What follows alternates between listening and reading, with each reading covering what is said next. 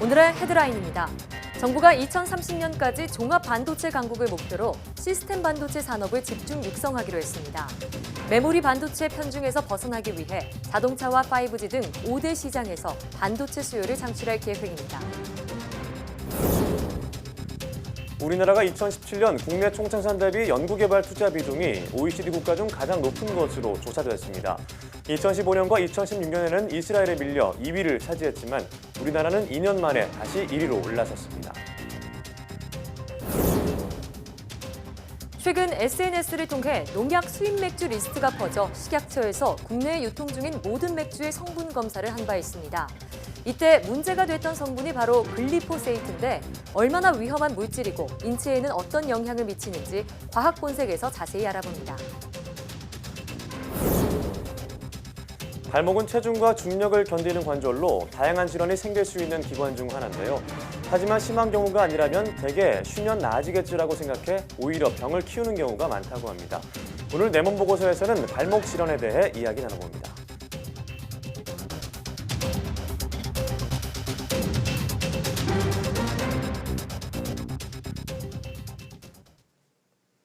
여러분 안녕하십니까? 사이언스 투데이입니다. 삼성전자가 시스템 반도체에 133조 원을 투자하기로 한 데 이어 정부도 시스템 반도체 집중 육성에 나섭니다. 산업통상자원부는 4차 산업혁명 시대를 맞아 시스템 반도체 수요가 늘고 있다며 오는 2030년까지 종합 반도체 강국을 목표로 5대 중점 대책을 발표했습니다. 우선 반도체 생산 시설 없이 설계와 개발을 수행하는 팹리스에 대한 수요 창출과 기업의 성장 기반 마련에 나서기로 했습니다. 자동차와 에너지 등 5대 시장과 5G 산업을 중심으로 반도체 수요를 창출하고 공공 수요도 2만 6천 개 분야에서 2,400억 원 이상 발굴할 계획입니다. 또 반도체를 위탁 생산하는 파운드리에 투자하도록 시설 자금으로 최대 2,500억 원을 지원하고 설비 투자에 대한 세액공제 일몰기간 연장도 검토하고 있습니다. 정부는 이를 통해 오는 2030년까지 파운드리 세계 1위, 팹리스 시장 점유율 10%를 달성하고 신규 일자리 2만 7천여 개를 창출한다는 목표를 제시했습니다. 우리나라의 2017년 국내 총생산 GDP 대비 연구개발 투자 비중이 이스라엘을 제치고 다시 세계 1위로 올라선 것으로 조사됐습니다. 과학기술정보통신부와 한국과학기술기획평가원은 경제협력개발기구 OECD가 최근 출간한 OECD 주요 과학기술 지표에서 우리나라의 2017년 R&D 투자 비중이 4.55%로 세계 최고 수준을 기록했다고 밝혔습니다. 우리나라와 이스라엘에 이어 스위스가 3위를 기록했고 스웨덴과 일본이 그 뒤를 이었습니다. 우리나라의 GDP 대비 R&D 투자 비중은 2013년 4.15%로 상승하면서 1위로 올라섰고 줄곧 세계 상위권 수준을 유지하고 있습니다. 미세먼지 문제 해결을 위한 범국가 기구죠. 국가기후환경회의가 공식적으로 출범했습니다. 위원장을 맡은 반기문 전 유엔 사무총장은 미세먼지 문제는 기필코 해결하라는 국가적 소명이라고 말했습니다. 보도에 황선욱 기자입니다. 사상 최악의 미세먼지가 덮친 건 지난달 1일부터입니다. 수도권에 7일 연속 계속된 고농도 미세먼지로 시민들은 큰 고통을 겪었고 미세먼지 해결은 가장 시급한 국가과제로 떠올랐습니다. 반기문 위원장은 미세먼지 문제 해결에 여생을 바치겠다는 뜻을 밝혔습니다. 저는 제 남은 여생을 기꺼이 이 문제를 위해서 바치겠습니다. 미세먼지 해결을 국민들께서 제게 주신 저희 마지막 과업이라고 생각하고 특히 중국과의 협력이 중요하지만 먼저 국내 미세먼지를 줄이는 노력이 필요하다고 강조했습니다. 양국 상호 간의 실질적 이익이 되려면 먼저 우리 국내적으로 미세먼지 배출원을 획기적으로 감축하는 노력이 선행돼야 합니다. 실생활에서 체감할 수 있는 대책을 발굴하기 위해 소상공인, 상시 야외 근로자, 농촌 마을 등 시민 7명도 위원으로 참여했습니다. 저희가 이제 산업 지역인데도 불구하고 이제 그 미세먼지에 대한 시스템이나 이런 게 전혀 없어요. 이제 그래서 이제 앞으로는 그런 시스템을 좀 마련해서 이제 중간중간에 오늘은 무엇이 어떻다라는 이런 것을 좀 보여줬으면 좋겠어요. 국민 의견을 제대로 반영하는 것이 무엇보다 중요한 만큼 먼저 다음 달 중 500명 규모의 국민정책참여단을 구성하기로 했습니다. 이어 상반기 국민 대토론회 등을 거쳐 고농도 미세먼지가 시작되는 12월 이전에 구체적인 시행 방안을 내놓는 것을 목표로 하고 있습니다. 내년에는 미세먼지 문제를 근본적으로 해결하기 위한 중장기 방안을 마련한다는 계획입니다. YTN 황순욱입니다.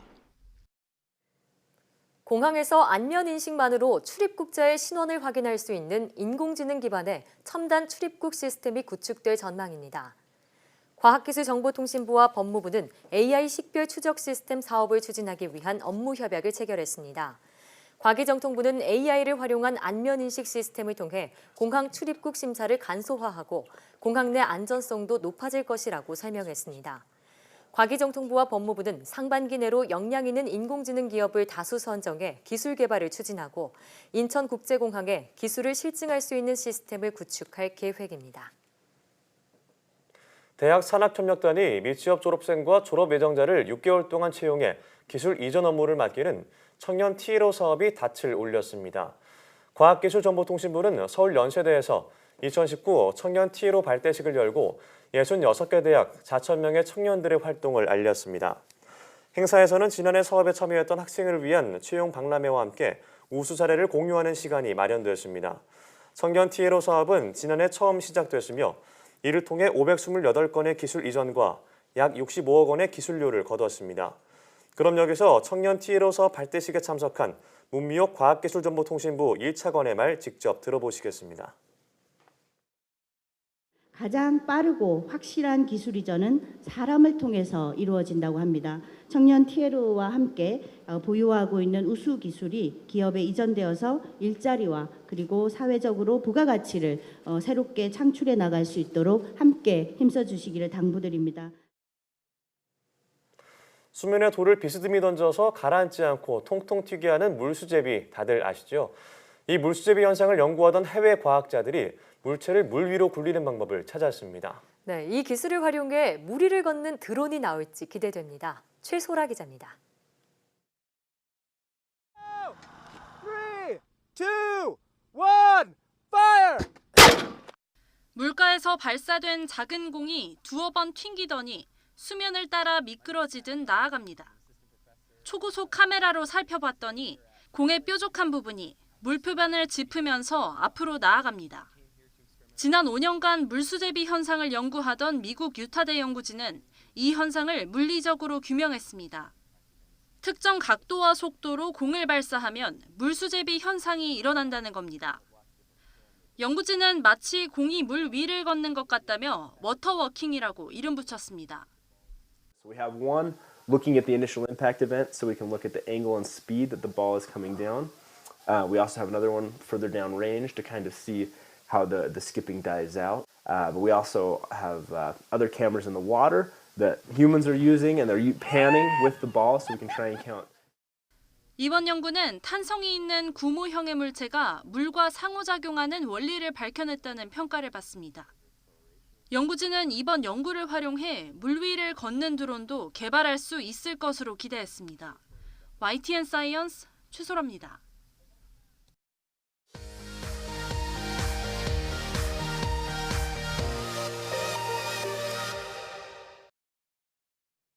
화제 뉴스를 골라 과학 기자의 시선으로 풀어보는 과학 본색 시간입니다. 네, 오늘은 이동은 기자와 함께합니다. 어서 오세요. 안녕하세요. 네. 네, 자, 오늘은 어떤 이야기 나눠볼까요? 앵커 두 분은 맥주 좋아하시죠? 네, 뭐 잘 아시다시피 네. 네, 저는 뭐 시원하게 딱 마시는 건 좋아하는데 네. 화장실에 자주 가게 돼서 많이 마시지는 않습니다. 네. 네. 저도 뭐 이렇게 날씨가 이제 슬슬 따뜻해지니까 시원한 맥주가 가장 예. 생각이 나더라고요. 맞아요. 그런데 이제 얼마 전에 저희 같은 이 맥주 애호가들의 어떤 심장을 철렁하게 한 소식이 네. 있었죠. 네. 네. 수입 맥주에서 농약 성분이 검출됐다는 소식이었는데요. 이 얘기 한번 나눠보겠습니다. 네. 참 마트에서 이렇게 싸게 파는 수입 맥주 드시는 분들 많을 텐데 참 맞아요. 걱정입니다. 그 어떻게 의혹이 일어난 건가요? 네, 뭐 처음 이 논란이 시작된 건 지난 2월이었습니다. 이 미국의 한 소비자 단체가 11종의 맥주에서 제초제 성분인 글리포세이트가 발견이 됐다 이렇게 네. 발표한 겁니다. 당시 이 단체는 이 맥주 속에 해당 성분이 많게는 50ppb 정도 들어있다고 밝혔는데요. 이게 1ppb일 때 1kg에 0.001mg이 들어있다는 겁니다. 그러니까 예. 이 경우에는 한 0.05mg 정도가 함유가 된 거죠. 여기서부터 이제 국내 소비자들도 걱정이 커지게 되는 겁니다. 예. 자, 이 맥주들은 한국에도 수입이 되는 것이라 소비자들의 불안감이 더욱 더 컸습니다. 일단 문제가 된 글리포세이트라는 성분 어떤 건지 정확히 설명해 주시죠. 네, 이 글리포세이트는 다국적 농약 회사인 이 몬산토가 개발한 제초제에 들어가는 성분입니다. 1974년에 처음으로 이 제초제 성분이 쓰였는데요. 네. 사실 이 제초제가 해마다 한 5억 톤 이상 사용되는 것으로 추정이 되고 있습니다. 예. 그러니까 전 세계적으로 가장 많이 쓰이는 농약 중에 하나인데 이 중에 이 성분이 들어가 있는 거죠. 뭐 농약 성분이라고 하니까 당연히 뭐 위험하겠지만 네. 얼마나 위험한 건가요? 뭐 이 글리포세이트에 대해서는 사실 아직까지는 전문가들의 의견이 좀 엇갈리는 상태입니다. 네. 발암 성분이다 이렇게 주장을 하는 쪽도 있고요. 반면에 큰 문제가 없다 이렇게 보고 있는 사람들도 있습니다. 그런데 이 국제암연구소의 경우는 이 글리포세이트를 인체 발암성 추정 물질이다 이렇게 규정을 했고요. 네. 또 세계보건기구도 지난 2015년에 글리포세이트를 발암 물질이다라고 분류를 했습니다. 예. 뭐 그러니까 암의 원인이 될 가능성을 완전히 배제할 수는 없다라는 거죠. 그러네요. 네. 반면에 이 미국 환경보호청은 지난 2013년에 글리포세이트가 발암 위험이 없다 이렇게 잠정 결론을 내렸고요. 예. 또 뭐 독일에서도 역학 조사를 실제로 사람에게 해봤더니 뭐 별다른 영향을 주지 않더라 이렇게 발표하기도 했습니다. 네. 국내에서는 아직 뭐 식품에서 이런 글리포세이트가 나온 적이 없기 때문에 자세한 뭐 분석 결과는 없는 걸로 알려져 있습니다. 네. 자, 지난해 검사 때도 뭐 맥주를 검사를 해봤더니 글리포세이트란 성분은 검출이 되지 않았고요. 네. 또 이번에 이렇게 논란이 제기되면서 식약처가 바로 검사에 나섰는데 마찬가지로 수입 맥주에서 글리포세이트가 나오지 않았다 이렇게 결론이 났죠. 네, 맞습니다. 이 식품의약품안전처가 국산 맥주 10종과 또 수입 맥주 40종에 대해서 조사를 해봤습니다. 네. 결론은 이 문제의 농약 성분은 검출되지 않았다라는 겁니다. 네. 그럼 완전히 없다고 볼 수 있는 건가요? 이게 이제 그러니까 미국의 단체와 우리나라의 검사 방법이 조금 달랐는데요. 미국 소비자 단체의 경우는 이 글리포세이트를 직접 측정을 한 게 아니라 이 예. 성분에 반응하는 항체를 측정을 한 겁니다. 예. 그러니까 만약에 여기에 글리포세이트와 비슷한 화학 물질이 들어 있었다면 네. 아마 유사한 반응이 일어날 수도 있는 거죠. 그만큼 이 정확도가 조금 떨어진다 이렇게 보고 있고요. 예. 식약처의 경우는 이 글리포세이트의 질량 자체를 정확히 측정하는 이 국제 공인 방법을 사용을 했습니다. 네. 이 국제적인 불검출 기준이 10ppb 이하인데요. 그러니까 10ppb가 넘지 않으면 이거는 불검출이라고 본다라는 거죠. 예. 그런데 이 기준을 이제 이번 조사에 적용을 했더니 뭐 과학적으로는 인체에 영향을 미치지 않는 수준인 10 네. 이하로 나와서 불검출이다 이렇게 결론을 내린 겁니다. 10 이하다 그러면은 뭐 이 성분이 아예 나오지 않았다 이렇게 볼 수는 없는 거잖아요. 그렇죠. 네. 뭐 앞서 WHO에 따르면은 글리포세이트가 발암 물질로 지정된 거는 사실인데 네. 정말 인체에 무해하다 이렇게 단정 지을 수 있는 건가요? 뭐 일단 발암 물질이라고 하니까 조금 이 용어에서부터 좀 그렇죠. 겁이 두려움이 납니다. 느껴지죠. 네. 네. 앞서 뭐 인체 발암성 추정 물질이다 이렇게 규정이 돼 있다고 말씀을 드렸는데 예. 이게 무슨 뜻이냐면 동물 실험을 해봤더니 인체에도 발암성이 있을 것으로 추정이 된다 이런 뜻입니다. 이게 이 발암 물질의 4단계 분류 중에 두 번째 높은 것으로 해당이 되거든요. 그런데 이 등급보다 사실 중요한 것이 노출되는 방법과 노출량입니다. 예. 네. 예를 들어서 이 가습기 살균제 성분 네. 우리가 알고 있는 그 성분의 경우는 호흡기로 노출되면 아주 심각한 폐 손상을 일으키잖아요. 그런데 피부에 닿으면 별 문제가 없다 맞습니다. 이렇게 알고 네. 있죠. 마찬가지로 이 글리포세이트를 발암물질이라고 보는 이유는 농약을 아주 고농도로 뿌렸을 때 우리가 호흡기로 들어오거나 피부에 닿기 때문에 그렇게 네. 되면 이제 위험할 수 있다라고 아. 보기 때문에 발암물질로 보는 겁니다. 예. 그런데 이제 섭취할 경우에 식품으로 먹을 경우에 어떻게 되는지 발암의 위험이 있는지에 대해서는 아직 확인이 되지 않은 상태입니다. 그렇군요. 예. 뭐 실제로 해외에서는 뭐 먹을 경우에는 발암성이 없다 이렇게 보고되거나 연구 결과가 나오기도 하는 추세입니다. 또 앞서 뭐 노출량 얘기도 말씀을 드렸는데 이 우리 정부가 정한 글리포세이트의 1일 섭취 허용량이 체중 1kg당 0.8mg 정도입니다. 그러니까 어느 이 체중이 정도인 거죠? 예. 60kg 정도 되는 남성이 이 맥주를 먹는다면 매일 글리포세이트 성분을 48mg까지 예. 먹어도 된다는 건데 어. 이 미국 소비자 단체 조사했을 때 글리포세이트가 가장 많이 들어간 맥주가 칭따오 맥주였습니다. 예. 아, 거기에 예. 이제 50ppb가 들어있다라는 건데 음. 만일 이 1일 허용량을 다 채우려면 이 칭따오 맥주를 500ml짜리를 예. 매일 네. 1920개씩 아. 마셔야 되는 양이라고 합니다. 1920 기준 네. 병씩. 허용량을 채우려면요. 그렇죠. 그러니까 사실상은 이 용량만큼 먹는 게 불가능하다 그렇죠. 이렇게 보는 게 맞겠죠. 예. 네, 사실 뭐 양꼬치 먹을 때 꼭 찾는 맥주여서 그나마 맞습니다. 다행이라는 생각이 드네요. 네. 또 이 스윗 맥주와 함께 리스트에 올랐던 와인들에서도 글리포세이트가 검출되지 않았으니까요. 네. 안심하셔도 좋을 것 같고요. 다음 소식으로 넘어가 보겠습니다. 네, 뭐 이번에도 역시 우리 건강을 위협하는 식품에 대한 이야기인데 예. 역시 얼마 전에 전해드렸습니다. 이 후쿠시마에서 나는 수산물에 대해서 우리나라가 수입 금지 조치를 내렸는데요. 네. 일본이 뭐 항소를 꾸준히 해왔지만 결국은 WTO가 한국에 손을 들어줬습니다. 네, 뭐 당연한 결과였죠. 오래 끌고 오긴 했는데 그 과정을 다시 한번 짚어주신다고요? 네, 한번 정리를 해보자면요. 지난 2011년 3월에 이 후쿠시마 원전 사고가 일어났습니다. 우리나라는 이후로 한 2년 반쯤 지나서 예. 2013년 9월부터 후쿠시마 주변 8개 현에서 나는 모든 수산물에 대한 수입을 금지를 했습니다. 예. 이때부터 이제 일본의 반발이 시작됩니다. 2015년에 일본이 WTO에 한국을 제소하는데요. 우리나라의 수입 금지 조치가 이 WTO 협정을 위반했다 이런 이유였습니다. 뭐 처음에는 대화를 통해 해결하려고 했어요. 이 WTO가. 네. 그래서 이 한국과 일본의 양자 협의를 진행을 했는데 결국 거기서는 결론을 내리지 못했고요. 네.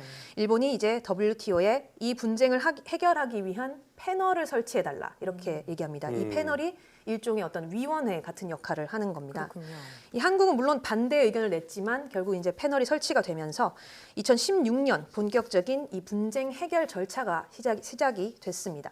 예. 그리고 이제 지난 2018년이죠. 이 분쟁 해결 기구가 일본의 손을 들어줬습니다. 그렇습니다. 네, 한국의 수입 규제 조치가 협정을 위반한다라고 결론을 내린 건데 올해 4월에 아주 극적으로 네. 이 1심 판결을 뒤집고 WTO 최종 판정에서 한국의 수입 규제 조치가 타당하다 이렇게 결론이 났습니다. 뭐 예. 한마디로 한국이 이겼다 이렇게 최종적으로 확정이 됐다고 볼 수 있죠. 네, 맞습니다.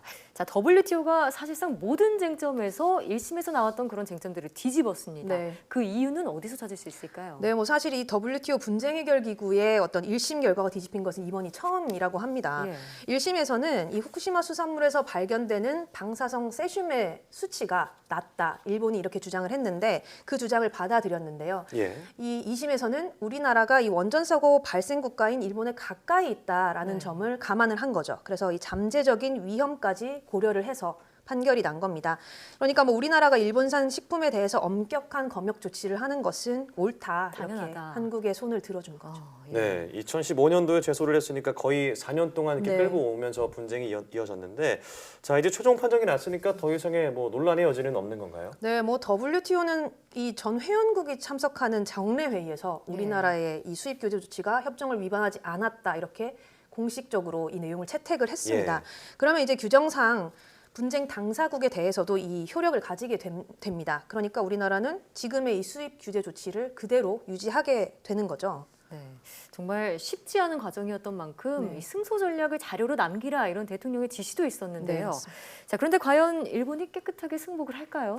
뭐 그럴 리가 없죠. 네, 음. 일본은 지금도 이 WTO 패소 이후에도 계속해서 이걸 인정하지 않고 한국의 예. 수입 금지 철회를 요구하고 있는 상태라고 합니다. 네. 뭐 그렇지만 이 WTO 2심 판정의 경우는 회원국 전원이 반대하지 않는 이상은 그대로 채택이 된다고 합니다. 그러니까 사실상 자동 채택이기 때문에 이번 분쟁은 뭐 결국은 한국의 승소로 끝이 났다, 마무리됐다 이렇게 볼 수 있을 것 같습니다. 네, 참 입장을 바꿔놓고 생각하면 이러기도 쉽지 않을 것 같은데 맞습니다. 일본도 이제 승복을 하고 그만했으면 좋겠네요. 네, 오늘 말씀 고맙습니다.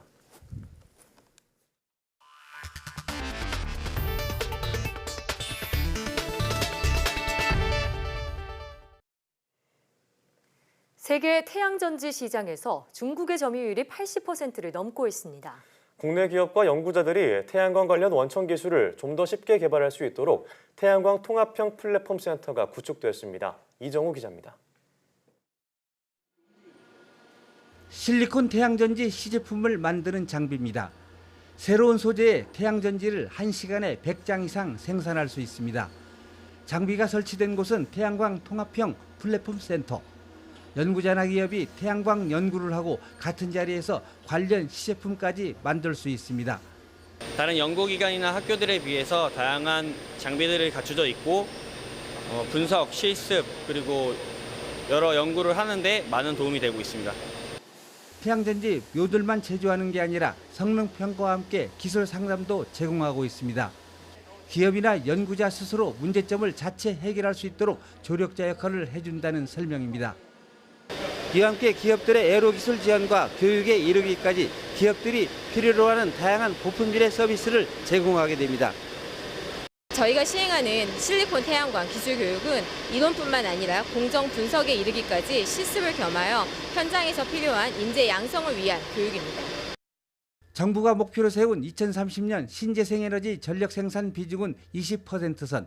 이를 위해 태양광 설비 용량도 지금의 7배 넘게 늘릴 계획이어서 태양광 시장 규모는 74조 원대로 커질 전망입니다. YTN 이정호입니다. 태양계 9번째 행성 지위를 박탈당하고 외행성이 된 명왕성이 대기마저 얼어붙어 붕괴하는 운명을 맞을 것이란 예측이 나왔습니다. 사이뉴스 등 과학 전문 매체들은 호주 태즈메이니아 대학 연구팀이 명왕성의 대기 밀도와 압력, 온도 등을 분석해 이렇게 전망했다고 전했습니다. 연구팀의 분석 결과를 보면 명왕성이 태양에서 멀어질 때 북반구에 겨울이 오면 대기 중의 질소 대부분이 얼어 사라지게 될 것으로 나타났습니다. 태양계 외행성 중 가장 작고 멀리 있는 명왕성은 1930년에 발견된 뒤 제9행성 지위를 유지하다가 질량이 더 큰 외행성의 등장으로 2006년 외행성으로 강등됐습니다. 노르웨이 해안에서 러시아의 특수작전 훈련을 받은 것으로 추정되는 러시아산 목줄을 한 흰고래 벨루가가 발견됐습니다.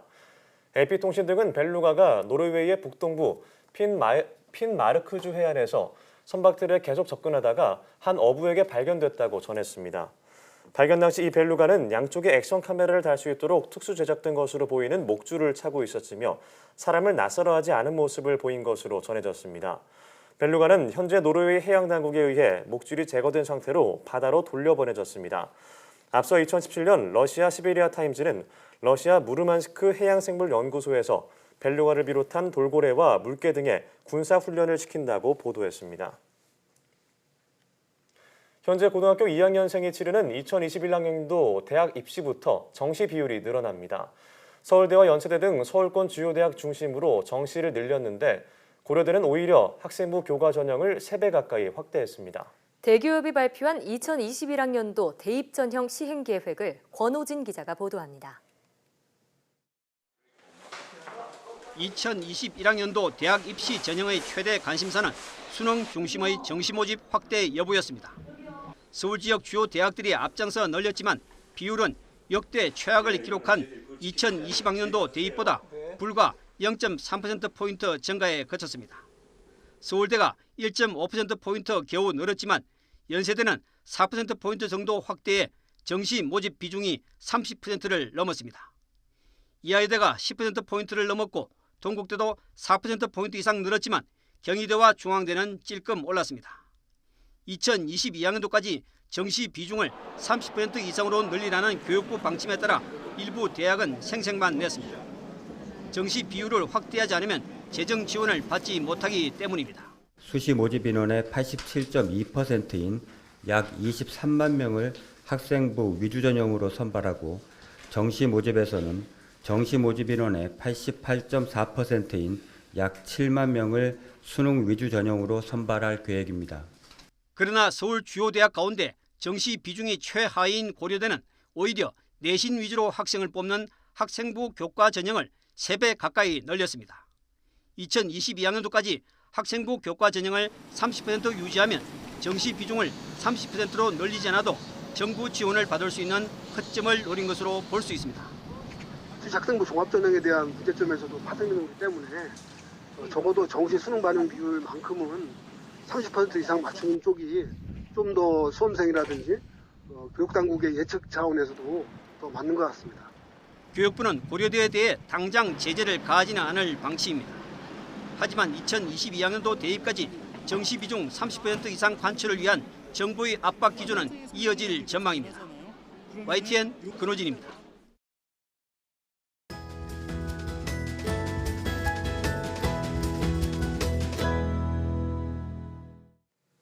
포근한 봄에는 야외 활동이 부쩍 많아지는데요. 특히 봄나들이 시즌이 되면 발목 건강에 적신호가 켜진다고 합니다. 오늘 내 몸 보고서에서는 발목 질환에 대해 알아보겠습니다. 건국대학교 병원 정형외과 정홍근 교수와 함께합니다. 어서 오세요. 네, 반갑습니다. 네. 안녕하세요. 자, 발목 건강 우리가 아프기 전에는 깨닫지 못한다고들 합니다. 자, 그런데 체중과 중력을 지탱하고 있기 때문에 발목 건강에 참 여러 가지 질환이 생길 수 있다고 하는데 대표적으로 발목에 어떤 질환이 올 수 있나요? 네, 가장 대표적인 발목 관절 질환은 발목 움직임 중 90% 이상이 안쪽으로 접질리는 급성 발목 염좌하고 그것이 자주 반복돼서 접질리는 만성 발목인의 불안정증이 있습니다. 예. 이에 그 아킬레스건의 통증과 뻣뻣한 느낌이 있거나 운동하고 나서 다음날 통증이 심하게 오는 아킬레스 건염이 있고요. 네. 또한 중요한 것은 이 발목이 자주 다쳤을 때 연골이 닳아가지고 발목 연골 밑에 뼈가 노출돼서 통증이 오는 발목 관절염 등이 있습니다. 발목 질환이 정말 다양하군요. 네. 자, 이런 발목 질환 발병률이 계속 증가하고 있다고 들었는데 얼마나 증가했고 또 원인이 어디 있을까요? 네. 아무래도 스포츠 인구가 증가하면서 발목 질환 발병률도 증가하고 있는데요. 건강보험심사평가원에 따르면 발목 질환 환자가 2010년에 107만 명에서 2017년 130만 명으로 7년 새 23만 명이 증가했습니다. 예. 이렇게 발목 질환 발병률이 증가한 것은 전체 국민의 생활 수준이 향상되면서 발목에 문제가 있을 때 병원을 찾는 환자가 더 늘었다고 볼 수 있습니다. 네. 자, 앞서 부위별 발목 질환에 대해서 말씀을 해주셨는데 한 질환씩 살펴보도록 하겠습니다. 먼저 발목 염좌의 경우엔 그 증상의 정도나 손상 범위에 따라서 단계가 나뉜다고 들었는데요. 구체적으로 어떤 단계로 나뉘는지 궁금하고요. 각각의 치료 방법은 또 달라지나요? 네, 그 세 단계로 나눌 수 있는데요. 네. 1단계가 이제 가장 경한 경우고 이 또 염좌라 그래서 인대 구성하는 섬유가 약하게 좀 파열이 있고, 네. 그래서 이 통증이 있지만은 하루가 지나면은 대개는 이제 가라앉고 별로 심한 통증이 없고요. 대개 이제 발목을 보호해주는 이제 보호대를 약 2주 정도 착용하면 치료가 되겠습니다. 예. 2단계는 이제 그 다음에 심한 중등도의 염좌인데 발목 인대가 중등도로 부분적 파열이 생겨서요. 발목이 붓고 피멍이 생기고 또 멍이 들고 그래서 치료는 처음에는 약 3, 5일 정도 부목을 고정해서 부기를 가라앉힌 다음에 예. 발목 보호대를 한 2, 3주 착용한 상태에서 중간중간에 그 발목 근력 운동과 그 평형 감각을 회복하는 재활 운동을 해주게 되어 있습니다. 네. 3단계는 이제 가장 심한 경우인데 인대 예. 전체가 완전히 파열돼 가지고요. 발목에서 뚜둑하는 소리가 날 정도로 끊어지는 걸 느낄 수가 있고요. 예. 부축해야 일어날 정도로 심한 통증을 호소하게 됩니다. 그래서 치료는 처음에 한 3회, 4회 정도 부목 고정을 해서 부기를 가라앉힌 다음에 통증이 심한 경우는 석고붕대 고정을 하기도 합니다. 예. 네. 그리고 아주 파열이 심한 젊은 운동선수의 경우는 수술적 치료도 시행하기도 합니다. 그렇군요. 예. 이외에는 약 2도 손상과 같은 보존적 치료를 시행하는 걸로 되어 있습니다. 이렇게 3단계가 있는 거군요. 네. 그런데 발목 염좌의 경우에는 뼈에 이상이 없으니까 대부분은 좀 쉬면 나아지겠지 이렇게 생각하시는 분들이 많은 것 같아요. 실제로는 어떤가요? 네, 이게 굉장히 중요한 건데요. 이제 처음에는 아픈데 하루 예. 이틀 지나면 통증이 가라앉았기 때문에 이제 보호대 착용도 안 하고 그 다음에 이제 그 일상적인 치료를 다 소홀히 해가지고 발목이 2차적으로 늘어나서 발목 인대 불안정증을 발생하게 됩니다. 그래서 발목 인대가 관절의 뼈 사이를 잡아줘야 되는데 인대가 늘어나니까 자주 접질려 가지고 통증을 유발하고 또 염증도 유발하게 됩니다. 그래서 2차적인 그런 관절염까지 유발할 수 있습니다. 예, 통증이 사라졌다고 해서 치료를 멈춘다거나 뭐 다 나았다거나 이렇게 생각하면 안 되겠고요. 자, 지금까지 발목 염좌에 대해서 알아봤는데요. 다음 질환 넘어가 보겠습니다. 아킬레스 건염이 발생하는 그 원인과 치료법은 무엇인가요? 네. 아킬레스건은 이제 발의 가장 큰 힘줄이고 발 뒤꿈치에 위치해 있는데 일반적으로 아킬레스 건염은 대개 이제 과도한 스포츠 활동이나 잘못된 보행 습관 또는 그 발 뒤꿈치에 그 뼈가 돌출돼서 지속적으로 이제 반복된 스트레스 받아서 발생하게 됩니다. 예. 만일 아침에 아킬레스건에 통증이나 뻣뻣한 느낌을 받거나 운동한 다음 날 심한 통증을 발생한다면 아킬레스 건염을 의심해 볼 수 있겠습니다. 예. 일반적으로 발 질환이 있는 환자에게는 굽이 높은 신발을 권하지 않는데요. 아킬레스건의 경우 심한 급성 통증이 있을 경우에는 그 통증을 좀 긴장력을 완화시켜주기 위해서 좀 굽을 좀 높여주는 것을 일정 기간 치료로서 시행하고 있습니다. 그래서 대개 한 1cm 정도의 높이의 그 실리콘 뒷굽 깔창을 깔아줘서 네. 그 아킬레스건에 대한 긴장력을 완화시켜주는 것이 초기에 중요한 치료가 되고요. 네. 그 다음에 이제 통증이 완화되면 그 다음에는 스트레칭 운동을 통해서 이런 약물 복용, 진통소염제 등을 복용하고 장단지 스트레칭 하면서 아킬레스건에 대한 재활 운동을 하게 되어 있습니다. 예.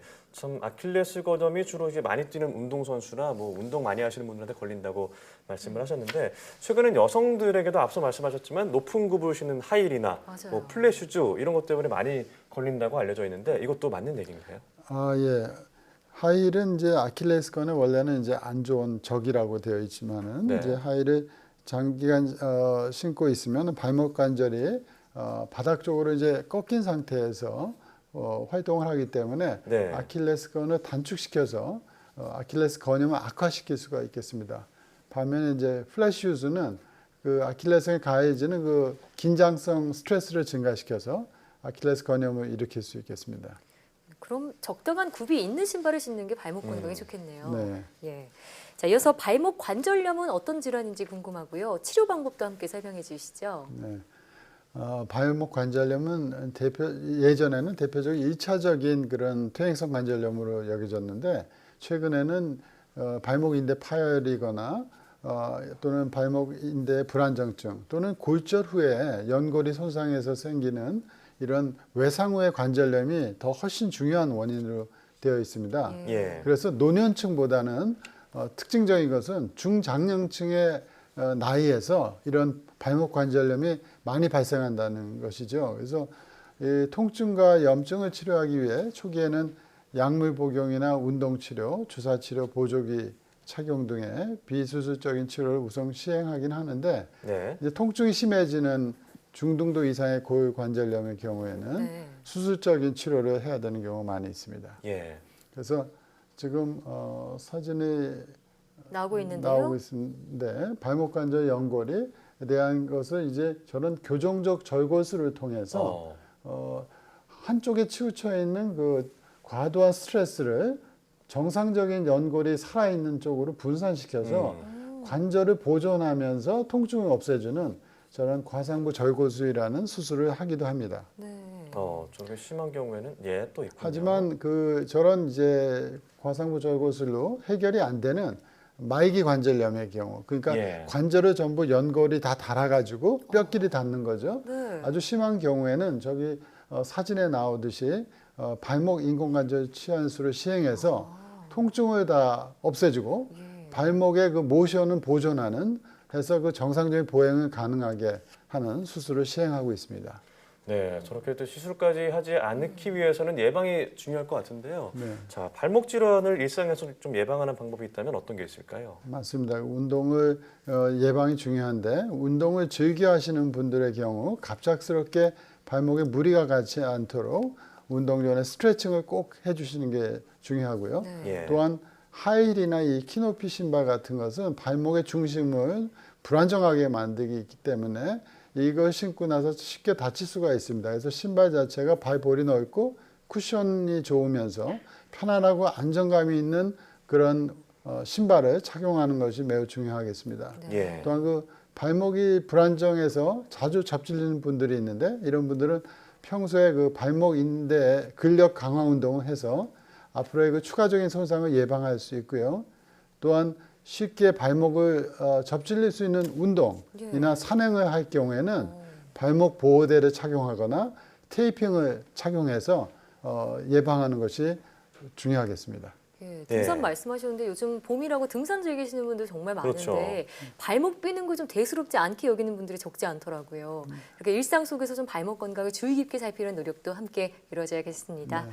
자, 지금까지 건국대학교 병원 정형외과 정훈근 교수와 함께했습니다. 오늘 말씀 고맙습니다. 네, 고맙습니다.